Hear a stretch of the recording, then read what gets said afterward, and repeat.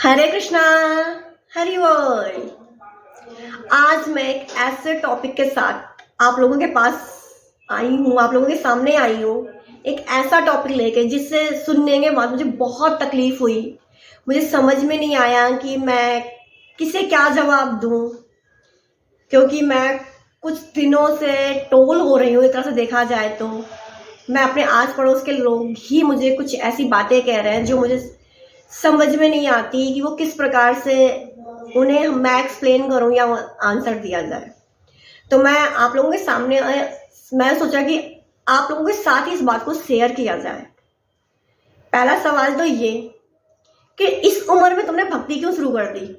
तुमसे तो उम्मीद ही नहीं थी तुम ऐसा काम कर सकती हो, क्योंकि तुम तो बहुत तेज थी।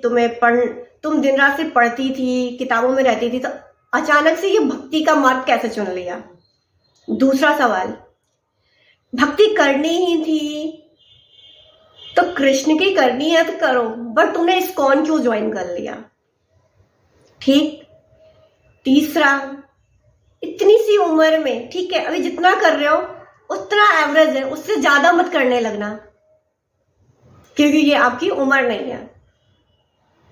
ये बहुत सारे सवाल हैं, तो मैं पहले सवाल का जवाब एक साथ देती हूँ, आप लोगों के साथ ही सबको देना चाहूंगी। कि जो पहला सवाल है कि मैंने भक्ति क्यों शुरू कर दी इतनी सी उम्र में, तो इतनी सी उम्र तो नहीं है। शादीशुदा हूं तो ठीक ठाक उम्र तो मैं मान सकती हूँ ना कि होगी। तो उम्र किसी ने किसी की नहीं देखी, ना मैंने अपनी देखी है ना आपने अपनी देखी है। तो मेरी नजर में कहा जाए तो भक्ति की कोई उम्र नहीं होती, कोई लिमिट नहीं होती। आप जितने कम उम्र से स्टार्ट कर सको उतने कम उम्र से कर लो। हो सकता था ये सोच मेरी पहले कुछ टाइम पहले रही हो कि भक्ति तो 60 साल के बाद की जाती है, बुढ़ापे में की जाती है। तो बुढ़ापा किसने देखा है किसी का? ना आपने अपना देखा ना मैंने अपना देखा है। हो सकता है कि अभी मैं आपसे बात कर रही हूँ, थोड़ा टाइम बाद पता चले घंटे बाद मैं नहीं हूं। तो जितना कर लिया उतना तो कर लिया ना। 30 साल की उम्र में भी डेथ हो रही है, और 1 साल की उम्र में भी हो रही है, और 60 साल और 80 साल की उम्र में भी हो रही है। तो ये तो हमारे अपने पहले जन्म के कर्म है। और डेथ, अगर हम इस दुनिया से जाते कहाँ हैं? कहाँ जा रहे हैं? भगवान के पास। तो जिनके पास हम जा रहे हैं अगर उनका नाम थोड़ा ले रहे हैं तो क्या मिलता है? तो पहला सवाल तो ये कि उम्र पे मत जाओ, जितने कम उम्र में हो सके उतने कम उम्र से भक्ति करनी स्टार्ट कर देनी चाहिए।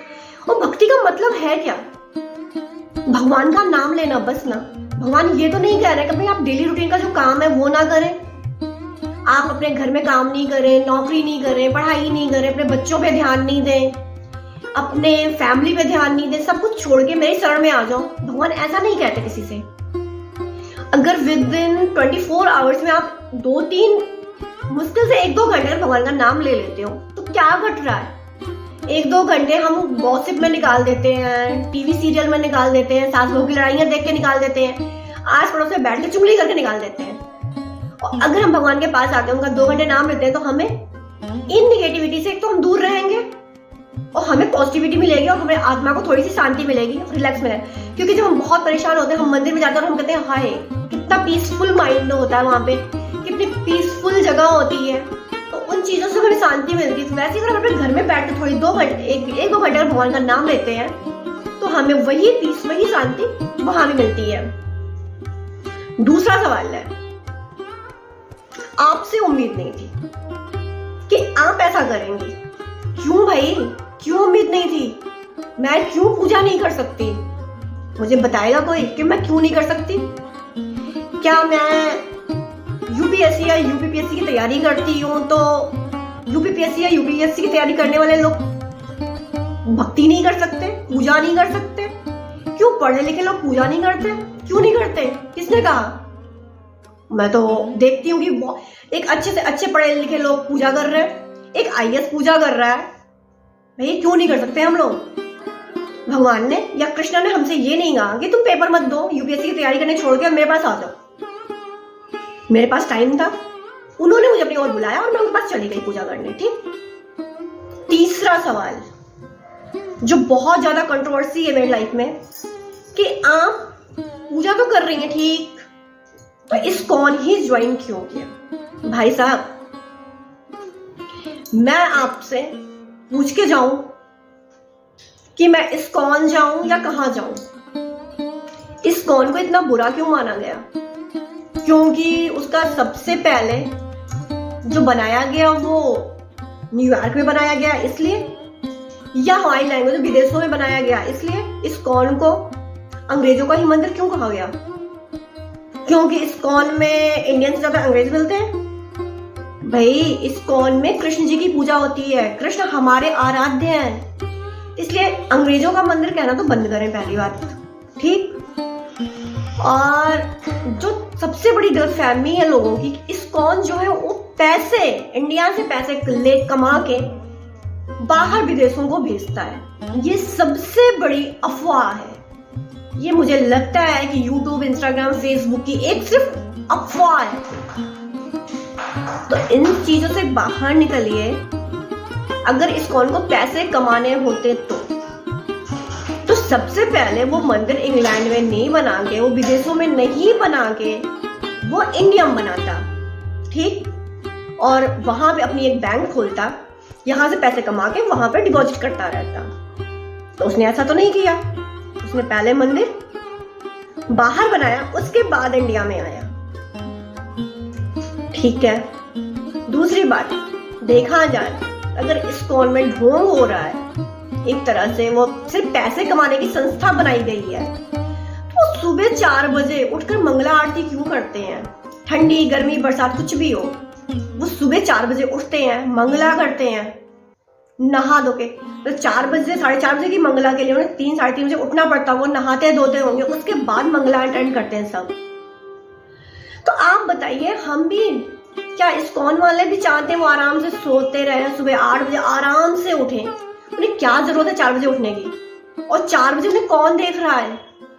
सबसे बड़ी बात, उन्हें 4 बजे उठ के देखने कौन जा रहा है? वो मंगला कर रहे हैं, नहीं कर रहे हैं, फिर भी वो उठते हैं और मंगला करते हैं। वो 16 माला कर रहे हैं, वो आप देखने जाते हो 16 माला करते हैं, नहीं करते, फिर भी वो करते हैं, आपको दिखाते नहीं है। इसीलिए मैं कहूंगी, कोई भी इस्कॉन इंडिया में हो या बाहर, वो कभी किसी को पैसे नहीं देता। ये भी गलतफहमी है। वो यहाँ पे खुद, हर मंदिर के पास इतना फंड है, इतनी चीजें, किसी को देने की जरूरत नहीं है उन्हें। अगर उन्हें देना भी है तो न्यूयॉर्क, अमेरिका जैसे कंट्री को क्यों देंगे? वो एक डेवलप कंट्री है। देते भी तो अफ्रीका को देंगे, जहां पे फंड, इतने ज्यादा फंड इरेज नहीं हो पाते, तो लोगों को खाना भी, इस्कॉन खाना नहीं खिला पा रहा, वो खाना खिलाने के लिए इंडिया से पैसे या कहीं और दूसरे इस्कॉन से पैसे जाते होंगे, नो डाउट, लेकिन वो लोगों की मदद करते हैं। समझ, इंग्लैंड में सब, मायापुर की धरती पे बन रहा वर्ल्ड का सबसे बड़ा मंदिर, जिसमें सबसे ज्यादा डोनेशन इस्कॉन की ओर से गया। बताइए कौन करता है इतना? इसलिए आप लोग इस चीज से बाहर निकलिए। इस्कॉन हमारा मंदिर है, हमारे कृष्ण का मंदिर है। हमें तो खुश होना चाहिए कि सीला प्रभुपाद जैसा इंसान हमारी धरती पे आया और उसने चैतन्य महाप्रभु की चीजों को इतने ब्रॉड स्टेट में फैलाया है कि वर्ल्ड की हर एक कंट्री आज कृष्ण की पूजा करती है। हमें तो गर्व होना चाहिए कि वो अपने कल्चर को भूल के हमारे कल्चर को अपनाए। चाइना जैसी कंट्री में विद इन 15 से 20,000 लोग आज कृष्ण की पूजा करते हैं। मुझे लगता है कि आप लोगों का डाउट जो होगा लगभग क्लियर हो चुका होगा। अगर नहीं हुआ तो आप मुझे क्वेश्चन कर सकते हैं, कमेंट करिए, मैं उसका जवाब जरूर दूंगी। हरे कृष्णा, हरि बोल।